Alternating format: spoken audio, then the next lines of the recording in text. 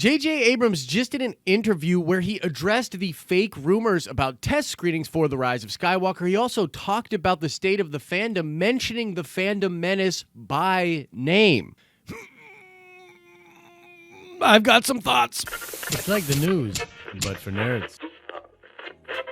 Shout out to Gavin Freddy. Indeed, Malcolm Spellman is the showrunner for Falcon and the Winter Soldier. Make sure you stay at the end of this video where we will ask another nerd card question. What's up, everybody? Happy Wednesday to you. I'm Josh. Welcome back to the channel. And whoa, what a doozy of a story and a video to do the day before I go on vacation. And quickly, show notes. There will be no show tomorrow for Thanksgiving for the holiday here in the States. I will have a video out for you guys on Friday, but I'm actually going on vacation. You'll have plenty of videos coming out either way, so just keep checking back to the channel. But there is going to be a little bit of a difference with those videos for the next 5 or 6 days. And thank God, because I totally need a vacation from reporting on Star Wars. Okay, let's start off by talking about the script, the leaked script, and I wanted to address the video I made on Monday and talk about how we now know that it was indeed John Boyega that accidentally left the script under his bed, and then the cleaning lady found it and all of that. And it would appear that all of the fire and anger that I had towards JJ on Monday was not shared by many other people out there. They didn't see the link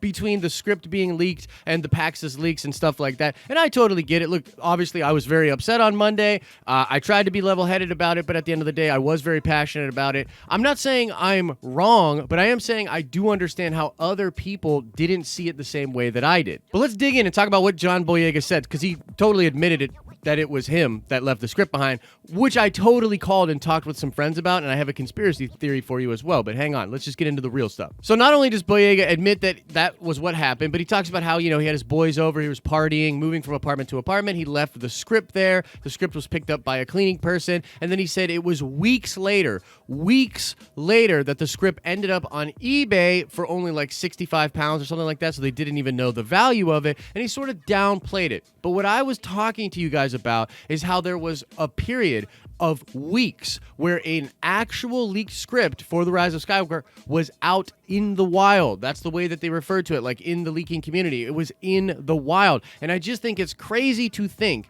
that somebody didn't read that script.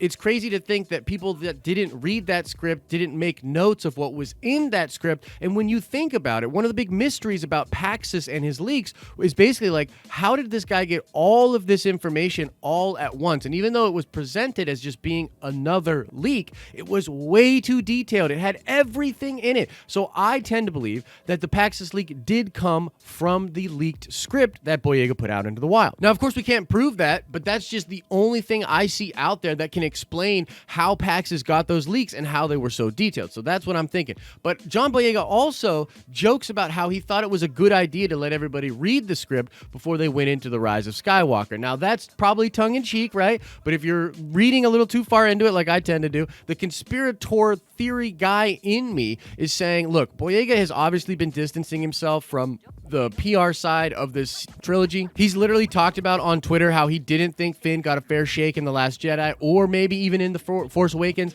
and how he was adamant that Finn did more in the third movie. He tweeted about how Anakin Skywalker is definitely a better Jedi than Rey, and you can just sort of see that he's kind of fanning the fan flames a little bit, and I think from my perspective here, he's just trying to look out for himself. He knows that not all the fans are super into the sequel trilogy, so he's looking out for his own personal brand by saying like, hey, I'm not maybe all about this life. And so when a guy like that tends to be the one that left the script out, and he's joking in the way that he's joking, I wouldn't be surprised if Jedi Paxis is John Boyega or is a friend of John Boyega's, because he's talked about before how not all of his friends are super into the sequel trilogy. But here's what I want to do. I actually want to have a little fun with this because I know there's so much tension out there. Like, I was frankly blown away at how many people thought JJ is playing 6D chess and purposely lying about the story, about the script on Good Morning America. Like, a lot of you think that he's lying and playing some game with us, and I just think that's crazy. But here's what I want to do. I'll make you guys a bet.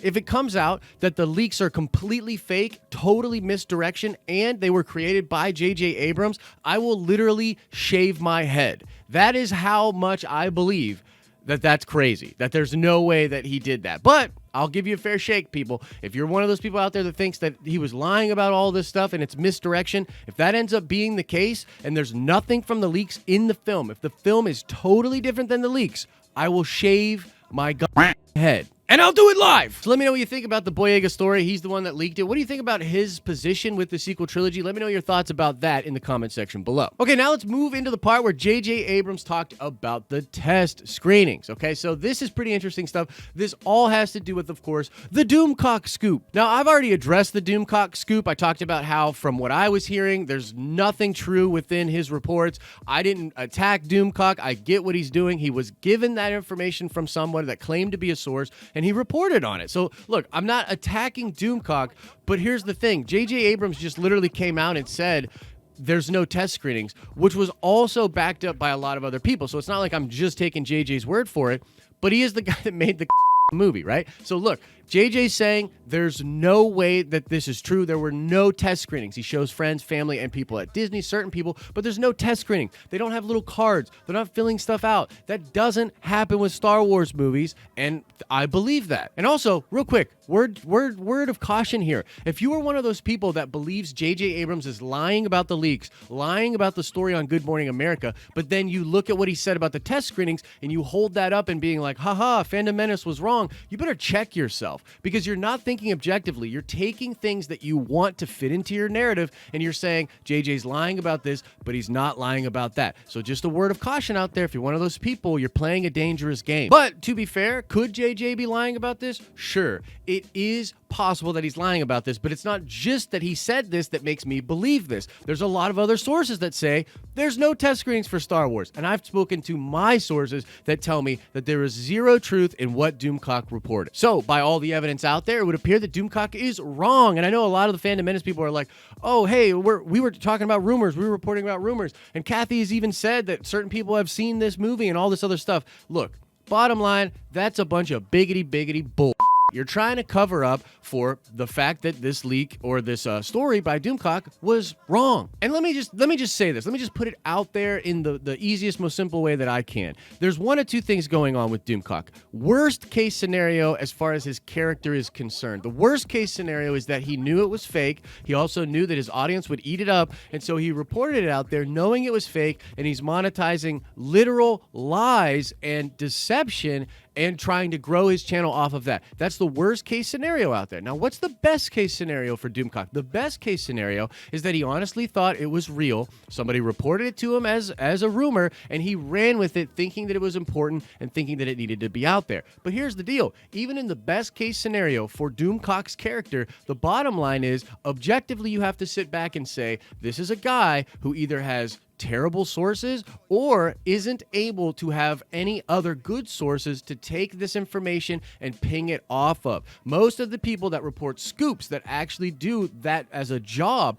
they have multiple sources. Their integrity is on the line when they make reports like this. So even in the best case scenario for Doomcock, he's not a reliable source. Do you see what I'm saying? But I'll leave that for you to decide out there, good people of the internet. Where do you stand on Doomcock? Where do you stand on JJ saying that the test screenings were not real? I would love to know your thoughts about that in the comment section below. Okay, lastly, let's talk about J.J. Abrams addressing Star Wars fandom and literally mentioning the Fandom Menace by name. You want this to be less spicy than Monday? You get me the Xanax now. So again, I'm going to try to be as fair as possible here, but frankly, I think this was really dumb by JJ, but let's talk about what he said. But anyways, here's his answer to a question about fan negativity when it comes to Star Wars. Okay, so let's just dig into this question. There's a lot of good stuff in here, but overall, I think it was a terrible answer. But here we go. I think that the bigger question is, how has everything changed? The reaction to Star Wars, the increased attacks, the increased negativity, the Fandom Menace, as they call it.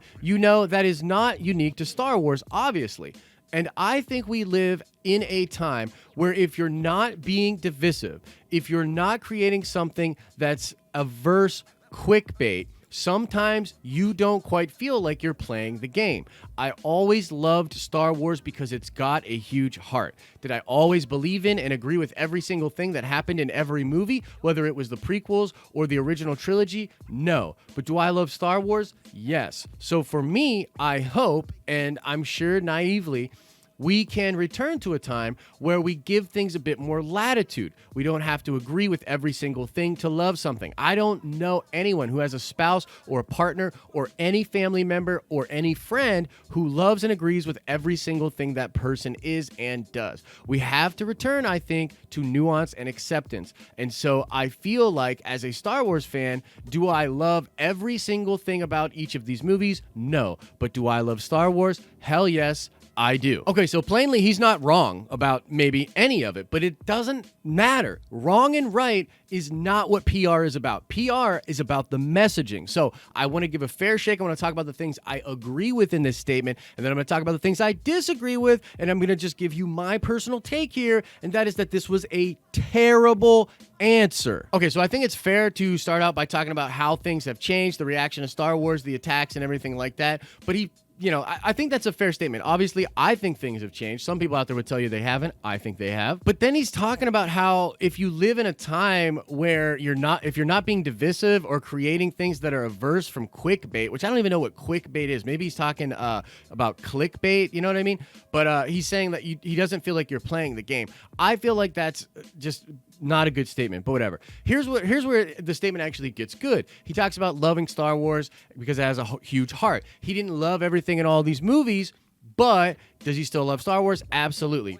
Basically, he's talking about how he hates the prequels. He is a notorious prequel hater, and I'm sure somebody's going to dig up some quote by him that was less than great about the prequels and how he felt about the prequels. But either way, he is talking about how we should return to a time where things have more nuance and acceptance and more latitude. That I couldn't agree with more. That's what the Gray Order is all about, which, by the way, I am going to give a Gray Order update at the end of this video and on Sunday. Big update. And so here's the thing. I totally feel him when he's talking about that. I feel you, dog. That is I'm literally doing that. I'm starting a movement for that. I agree. We need more nuance out there. We need to be able to have conversations. We can't attack people. But here's the problem. Here's the problem I have with this statement. First of all, I think it is monumentally stupid to mention the Fandom Menace. I'm sorry, I just think it's fundamentally stupid to mention the Phantom Menace. Do you guys remember a couple of weeks back when Kathy Kennedy made that statement, basically saying, like, we have a ton of passionate fans.